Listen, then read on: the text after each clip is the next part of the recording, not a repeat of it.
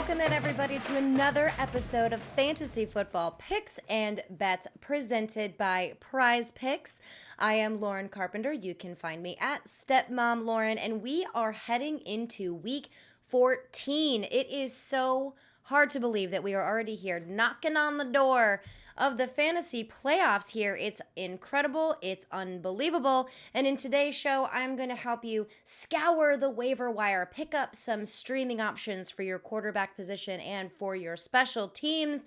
And as always, everyone, this is presented by PrizePicks. If you have not done so already, what are you waiting for? It is so much fun. It is over-under picks, not just for football, for so many fun sports that are out there. And again, you get your deposit of up to $100 matched if you use the promo code MMN. That's right, MMN. It's Mayo Media Net if you haven't figured it out. Use that promo code. There's also a link in the description of this video. Takes you right there with the promo code in there. Remember, you can join the 7-11 challenge, which I will go over the leaderboard from 2 weeks ago and see if we have any movers and shakers that are going on with our 7-11 challenge. And if you want to participate in our 7-11 challenge, guess what? It's not too late. I understand it's week 14, but that doesn't matter when it comes to this show.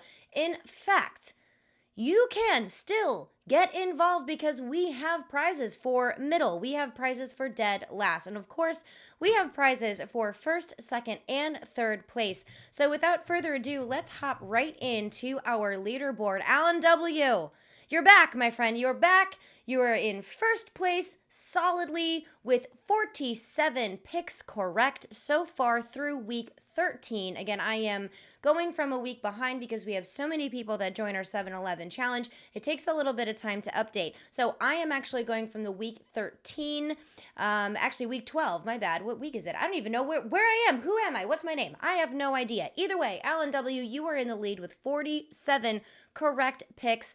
Nicholas R., you are now in second place by yourself, my friend, with 45 correct. Joseph W., you are tied with Marcus F. in third place. That's okay, my friend. You have 43 correct. And remember, we are playing this through the season, so this is going to be so much fun. Keep them coming. And let me scroll all the way down here to our zeros. Again, like I said, we have prizes for dead last, too. So pretty awesome. It took me a while to get there. And I'm finally here. Nicholas T., you are at 0. Ty S., also at 0. Dale P., John B., Jasmine C., Francis K., and Alexa D., all at 0. That's okay. You don't have to get any right to get some prizes when it comes to our 7-11 challenge. Remember, you can use the promo code MMN and you get your deposit of up to $100 matched.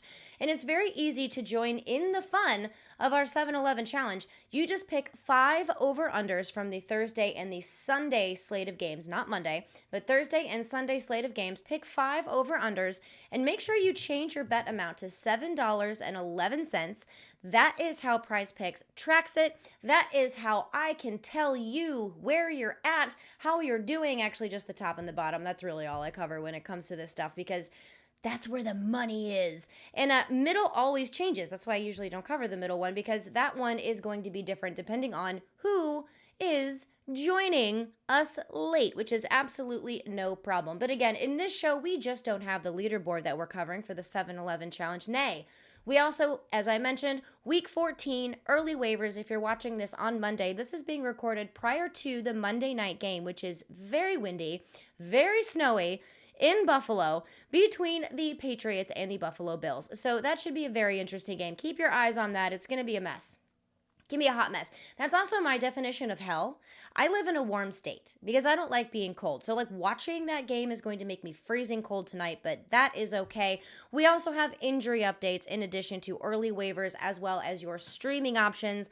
But before we get into all of that, as I said, we have to go into our injuries first. We do have some good news here. I'll start with the good news because good news is always great. We like good news. Logan Thomas, freak out there because all intents and purposes, everyone thought he tore his ACL and possibly severely damaged his MCL. However, tests have revealed that it is not torn. There is pretty significant damage, but that doesn't necessarily mean that Logan Thomas to Logan Thomas says, season is over. He is the tight end for the Washington football team. Incredibly athletic, incredibly talented. He had an amazing touchdown reception on Sunday. He's just one of those dynamic players you don't want to lose. So keep your eye on Logan Thomas. I will bring up Ricky Seals-Jones anyway when we get to our tight end waivers. Joe Burrow, he damaged his pinky. Now, I don't know if you saw a close-up of it, but it was fat. It was puffy and fat and frankly gnarly. As someone who played sports growing up a lot, I've jammed fingers, I've broken fingers. In fact, I've broken every single one of my fingers, and believe me, it is not fun. And unfortunately, this is the pinky on his throwing hand. He wants to tough it out, and he has full expectation of playing week 14 unless something catastrophic happens and he can't play for some reason. So just keep your eye on Joe Burrow. Keenan Allen, wide receiver for the Chargers, was placed on the COVID-19 reserve list, so something to keep an eye on for week 14. That is unfortunate across the board for the Chargers and also for Justin Herbert, so ouch. And Darren Waller, he has been upgraded now to day after he missed week 13 with his knee injury, so something to keep an eye on there. Unfortunately, bad news here. Kenyon Drake looks like he broke his ankle in the matchup on Sunday. It was gross. Thoughts and prayers to Kenyon Drake. He has a pretty solid contract, so speedy recovery to Kenyon Drake. Likely his season is over. That should be confirmed on Tuesday. And then Adam Thielen, he has suffered a sprained ankle, so he wants to play, but that may not happen. Also, Alexander Mattison should be the RB1 because Dalvin Cook is likely to miss another week due to his shoulder dislocation and torn labrum. So the Vikings, who desperately need wins, are going to have to pull a rabbit out of their hat after losing to the previously winless Lions. That's right, I'm representing the Lions, courtesy of my husband who got me this for Christmas a few years ago because he is a Lions fan and we have a lot to celebrate when it comes to the Lions. And yeah, I actually have 2 Lions wide receivers on our waiver show. What? Mind blown, because I normally just stay as far away from the Lions as humanly possible, unless your name is Jamal Williams, who was also kind of a disappointment, but these things happen. It's fantasy football. Let's hop right in to our waiver wire targets here. And let's start at the running back position. These are gross. I'm not going to pretend that they're beautiful and they don't smell like roses. Let's just leave it there. So the first one I want to bring up here is Adrian Peterson. So he hopped from the Tennessee Titans, from his couch to the Tennessee Titans, and now he is on the Seattle Seahawks. He is about 13% rostered. And he was literally just activated off the practice squad, and then they're like, boom, get in the game. Alex Collins was not active for the game in week 13. So Adrian Peterson saw 11 carries for 16 yards only, but one of them was a touchdown in his debut for Seattle. Now, Travis Homer got involved, DJ Dallas got involved, and it's just something that is going to be a gross backfield, but they want to run the ball. So there are worse options that are available on the waiver wire, and we're talking volume here. And again, he just got activated, so this might be the low end of his productivity when it comes to how he can handle the volume for the Seattle Seahawks. He also has a great matchup coming up this week in week 14 against Houston. Then they face the Rams, Chicago, but then they face Detroit. So Adrian Peterson has some really excellent flex appeal there, or if you're desperate, an RB2 situation for Adrian Peterson, but it's not pretty. Another one that's really not too explosive nor pretty, but somehow, he's getting it done with Michael Carter sidelined. It's Tevin Coleman of the New York Jets. I can't believe we are also bringing up someone like Tevin Coleman. I feel like, 2015 called and it wants all the running backs back, but he is 40% rostered. And the aforementioned Michael Carter, see, I used aforementioned correctly that time. Yes. Sing. He is not coming back until at least or earliest week 15 is when he is eligible to return. So you at least have one more week of some pretty significant volume from Tevin Coleman. He had 11 carries for 58 yards. He also had 3 receptions on 4 targets for 19 yards. And they play New Orleans and then Miami, then Jacksonville, then Tampa Bay. It's not great, but there is opportunity there for Tevin Coleman, at least within the next week. New Orleans defense is stout, but we're desperate here. It's week 14. There's not much when it comes to running back availability on the waiver wire. And last but not least, Carlos Hyde for the Jaguars. Urban Meyer despises James Robinson. That is like pretty obvious at this point. Plus, James Robinson is banged up and he fumbled. And it was Carlos Hyde and Laviska Shenault, of all people, who got a chunk of the work. Now, Hyde is only 11% rostered. He only had 9 carries for 24 yards, but he did score a touchdown. And his usage is going to be primarily dependent on James Robinson and whether or not he can hang on to the football and his health. I don't love it, but again, we don't really love everything that's available on the waiver wire when it comes to the running backs. They are facing Tennessee, Houston, the Jets, and then New England through our championship run. I want to give some honorable mentions here because the Eagles are heading into a bye. So Jordan Howard and Kenny Golladay are options, but that is going to depend on the health of Miles Sanders and also Boston Scott. So this is a very confusing backfield. It has been confusing. Nick Sirianni makes it even more confusing, but I just want to bring that up. Plus they have a bye week. So if you have the room, if you're lucky and you have that, and you have some room to stash one of these guys, I like Jordan Howard a little bit more than Kenny Gainwell. But again, bye week coming up in week 14, Now let's jump into our wide receivers, which is a little prettier, although not by much. We have Russell Gage. Finally a good game from Russell Gage. I think we've all been waiting for this to happen. He is the wide receiver for the Atlanta Falcons, and he is 30% rostered. He had a season high in targets, receptions, and yards against Tampa Bay. That was 12 targets, 11 receptions, and 130 yards. That is epic. Well done, Gage. He did not score a touchdown, but hopefully that's just a matter of time here because the Falcons need to stack up some wins. They just do. So he should continue to see the volume there, and they play Carolina, San Francisco, and then Detroit. These are all opportunities that he can exploit, hopefully, if he can keep up those amazing hands. Let's go, Russell Gage. I told you not to chase Olamide Zaccheaus. Russell Gage is the one. He gets the volume. And next coming up, we talked about the injury to Adam Thielen. This brings me to KJ Osborne of the Vikings. He is only 5% rostered. Now, he was kind of a waiver wire darling early in the season and then dissipated. But he has opportunity now, especially since Adam Thielen is likely to miss some time. He had 7 targets, 4 receptions, 47 yards, and he did find the end zone. Now, the Vikings are desperate for wins throughout the rest of the season. They're desperate, especially after that loss to the Lions.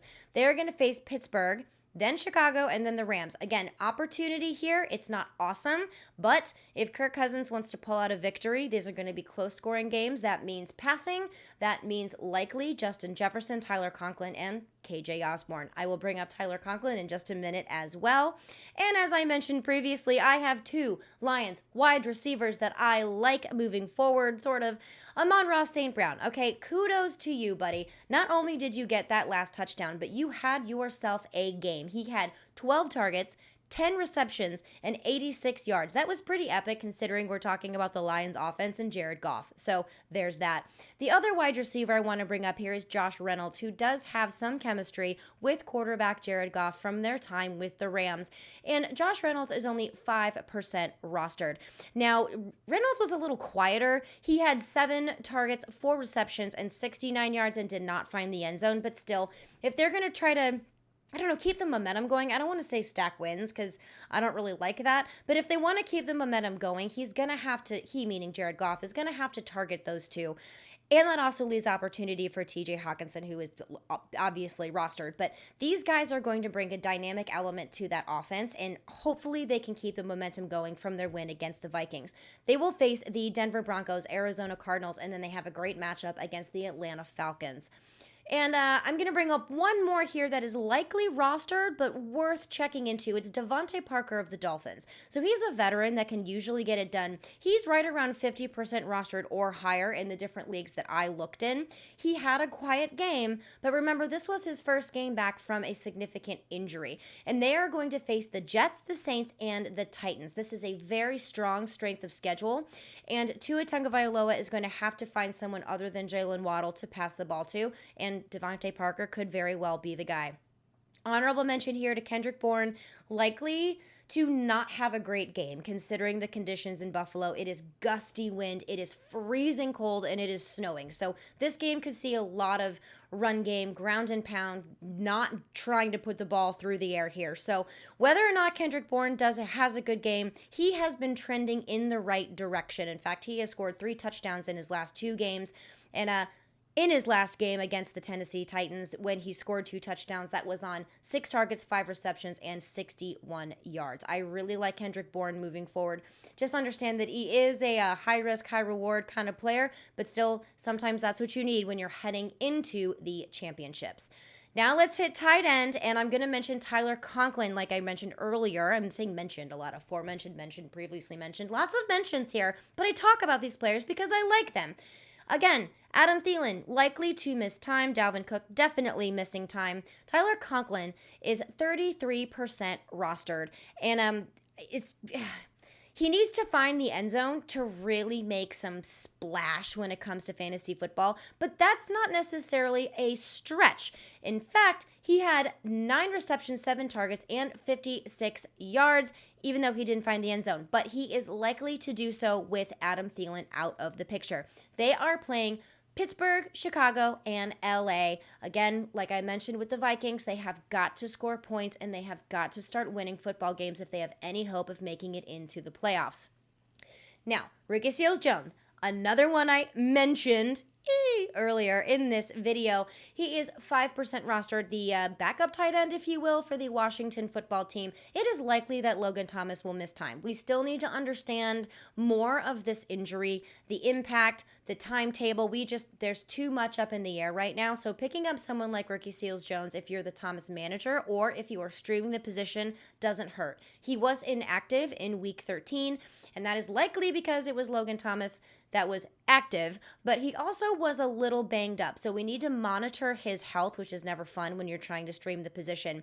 But they will face Dallas, Philadelphia, and then Dallas. Those are all opportunities if Taylor Heinicke continues to produce and just make wins happen. That's what he does. He YOLOs a lot, and I love it, and that means opportunity for the pass catchers, including Ricky Seals-Jones. And then Foster Moreau. Okay, this was super duper disappointing. All right, he only had, I think, 34 yards on like 3 targets and 1 reception. It was not super awesome, but again, one of those situations where he had big shoes to fill. Kind of wasn't really his game, but the opportunity still could be there. Again, he is entirely dependent on what happens with Darren Waller. They are going to face the Chiefs in week 14, who have allowed the 6th most points to the tight end position. So if you have Foster Moreau and Darren Waller does not play, I think you can roll with him. If you are desperate and need somebody, he is only 23% rostered, and I think he could be a spot start. Just understand that it may not be huge points, but it should be better than nothing. Now let's dive into our streaming options. For this one, we're going to need hazmat suits and like disinfected snorkel gear because I don't love the QB streamers. I mean, my favorite one here is Taysom Hill, but he hurt himself like badly on the Thursday game. Very much akin to what happened to Russell Wilson, who missed a ton of time and came back way too early and sucks.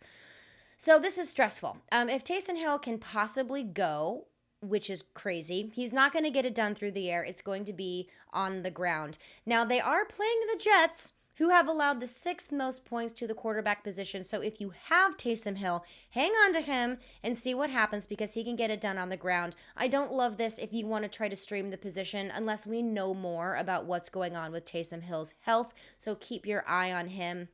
After that, we have Cam Newton and the Panthers. The Panthers fired their offensive coordinator, Joe Brady, like I think a few minutes after the 1 o'clock kickoff on Sunday. Very odd. Like after their bye week was very, very strange. But Cam Newton is only 29% rostered. Another one who is struggling to get it done through the air, but he can get it done on the ground with his legs. He has the opportunity to have a bounce back game here against Atlanta, who have allowed the 10th most points to opposing quarterbacks. And finally, my guy, Taylor Heinicke. He can really, really disappoint you, and then he can really, really surprise you. But either way, he's one of those options that you can stream. The matchup is a little tough because they're facing Dallas, who have allowed only the 19th most points to quarterbacks. But this is a divisional game, and Taylor Heineke wants to win. And I think he's going to get it done whichever way he possibly can, which includes through the air and on or using his legs, I should say. I was going to say through his legs. That didn't sound right. Let's not say that again. With his legs is what I meant to say. And he is 40% rostered. A little bit more rostered than our other two quarterbacks in Taysom Hill and Cam Newton, but still an opportunity, just a tougher one. And then finally, to wrap up our waivers and streamers, I have a host of DSTs that I could have brought to you today, but I didn't want this video to be 3 hours long, so I'm sticking with my top 3 favorite defenses to stream. Number 1, Green Bay against Chicago. They have allowed the 7th most points to opposing defenses. Then we have Denver. I'm sorry, Lions. I know you just won, but still, you're still the Lions. Denver is facing the Lions. The Lions have allowed the 5th most points to opposing defenses. And finally, New Orleans. Shockingly, they are like under 40% rostered in the leagues that I checked, which is crazy to me. But they are facing the Jets, who have allowed the 8th most points to opposing defenses. And that's all you have for me for waivers and streamers. Remember, check out prizepicks.com if you haven't signed up yet already. Use the promo code MMN to get your deposit of up to $100 matched. It's like free money. Pick your over-unders, not just football, tons of sports.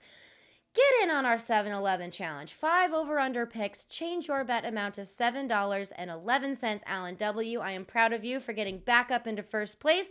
Look at you, Joseph W., just hanging in there and staying in at third. You guys get prizes for second, third, prizes for middle, prizes for dead last. Don't forget to follow us on social media at Mayo Media Net and subscribe to our channel if you haven't done so already. And don't forget to like this video because it makes me look real good in the eyes of my boss, Mr. Pat Mayo, and I will heart you for that always and forever.